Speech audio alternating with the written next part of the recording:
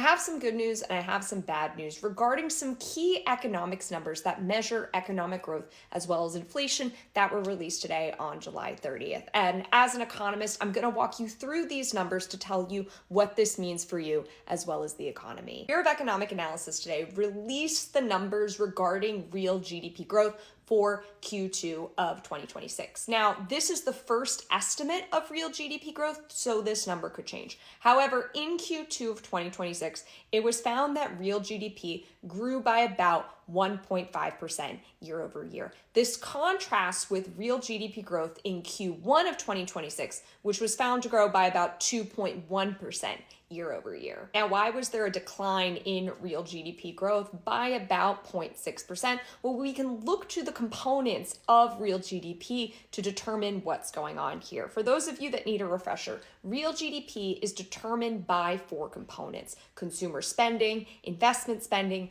government spending, and net exports, which is the number of exports that we send out minus the number of imports that we bring in. And what we can see looking at the numbers is that it's not coming from consumer spending. In fact, consumer spending grew in Q2 versus Q1. Now, it's unclear exactly who is fueling this increase in consumer spending, especially given what we know that about 50% of consumer spending is driven by the top 10% of income earners. What is driving the decline in real GDP for this quarter, at least in this first estimate, is from a decline in government spending as well as an increase in imports, which leads to a decline in net exports. Now, what's interesting about all of this is that a lot of economists think that the increases in consumer spending, along with the increases in investment spending that are driving the growth of real GDP, have a lot to do with the investment in artificial intelligence. And that's because a lot of companies, right, are investing in the infrastructure,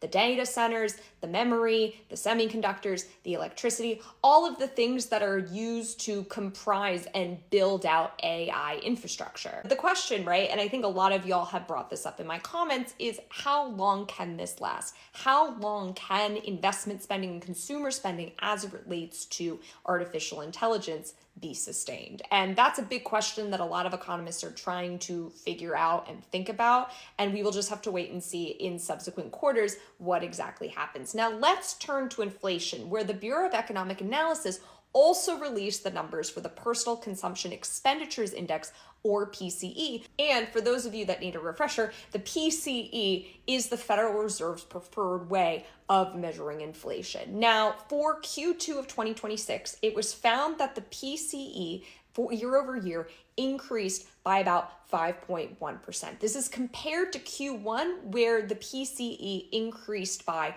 4.6%. Now, what can we learn about the PCE? Well, it seems like a lot of the growth of the PCE in this particular quarter has to do with both food and energy. If we take out food and energy from the Personal Consumption Expenditures Index, we find that in Q2, it increased year over year by about 3.4%.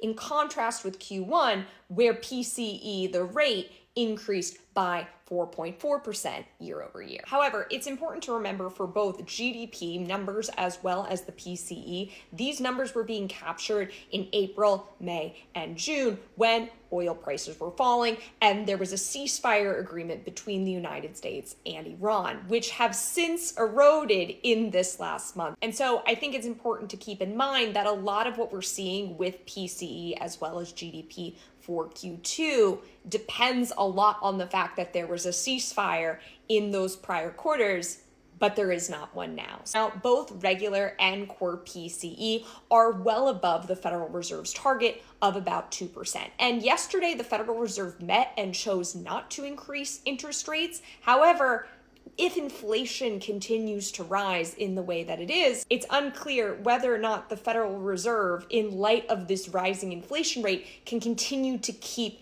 interest rates where they are. In order to control rising inflation, you tend to need to increase interest rates. And we know from prior interviews and speeches that this current administration really doesn't have an appetite for increasing interest rates. So I guess we will just have to see what happens there. But for now, that's all I got.